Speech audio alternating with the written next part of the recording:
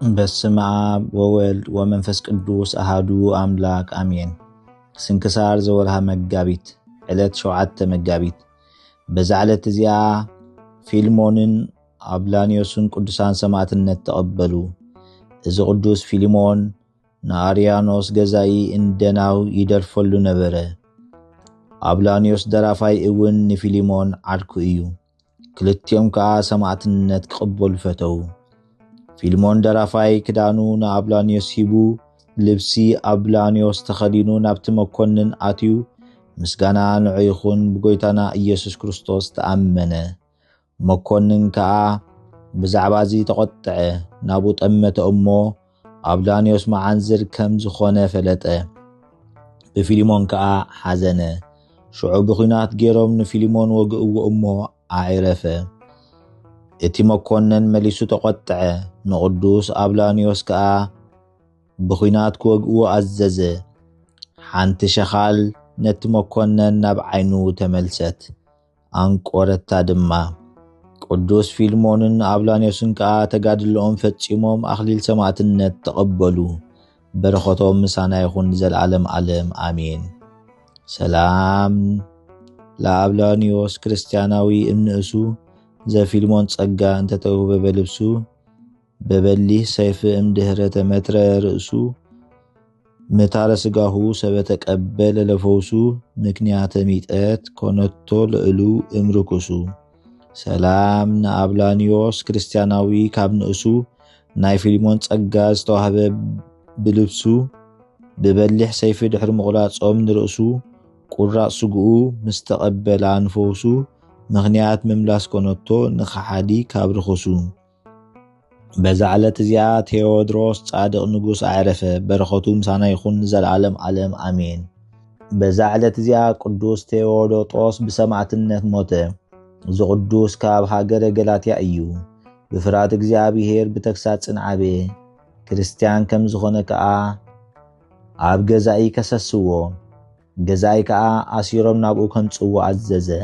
እዚ ቅዱስ ከም ዝተጸውዐ ምስ ፈለጠ ከይሓዝዎ ባዕሉ ናብ ገዛኢ ቀረበ። ንገዛእን ርኹሳት ጣዖታትን ጸረፎም። ኣብ ልዕሊኦም እውን ተገረመ። ገዛኢ ከዓ ናይ መቕጻዕቲ ኩሉ ኣቑሑት ኣርአዮ።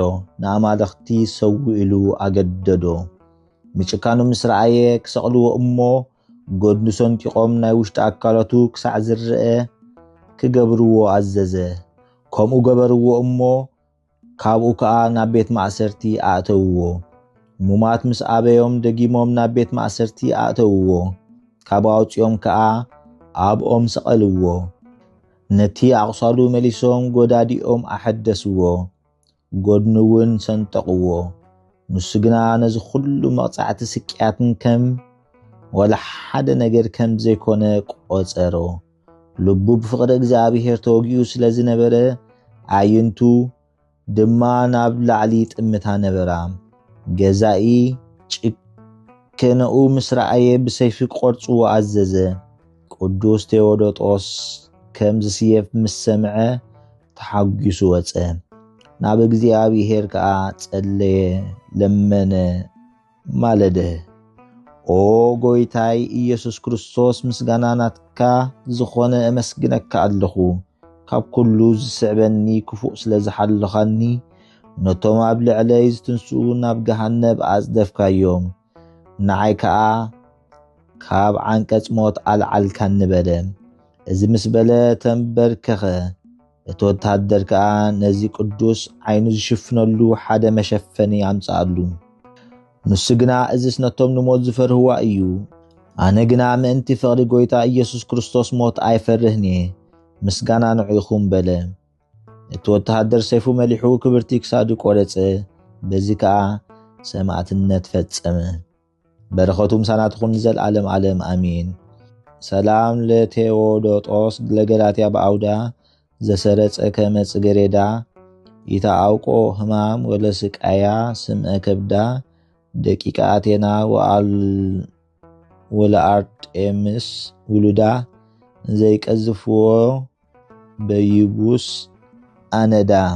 ሰላም ንቴዎዶጦስ ንገላትያ ኣብ ማእከል ኣብ ዓውዳ ዝበቆለ ከም ጽጌረዳ ኣይተፈለጦን ሕማም ንስቃይን ሰማዕትነቱን ከብዳ ደቂ ኣቴናን ንኣርጤሜስ እውን ውሉዳ እንዳቀጥቀጥዎ ብደረቕ ኣነዳ ዘቕረብክዎ ማህሌት ኣዘኻኺረ ኣላፍ ካብቶም ኣዘውቲሮም ዘገልግሉኻ ኩሉ ግዜ ብዘይ ምዕራፍ እንዳኸንብብ ተቐበል ናይ ድኽነተይ መጽሓፍ ዝገበርካ ጎይታ ናይታ መበለት መዋኡኩፍ ካብቶም ዘእተውዎ ሃብታማት ናይ ሃብቶም ተረፍ ቅዱሳን ነቢያት ሃዋርያት እውን ሰባክያን ሰማዕታት ምስ ጻድቃን ደናግል ከዓ መነኮሳት እውን ሄራን ባርኾት ባርኹ ማሕበር እዛ ቅድስቲ ቤተክርስትያን ካብ ዝዓበየ ሽማግለ ክሳብ ዝነኣሰ ህፃን ንዝፀሓፎ ብመጽሓፍ ንዘፀሓፎም ብምድራስ ንዘንበቦ ንዝተርጎሞም ብልሳን ሓዲስ ንቃሉ እውን ሰምዐ ብእዝኒ መንፈስ ብጸሎት ኣድዩ ማርያም ዓራቂት ካብ ኩሉ ምባኣስ ኣሕቢሩ ይምሓረና ኢየሱስ ክርስቶስ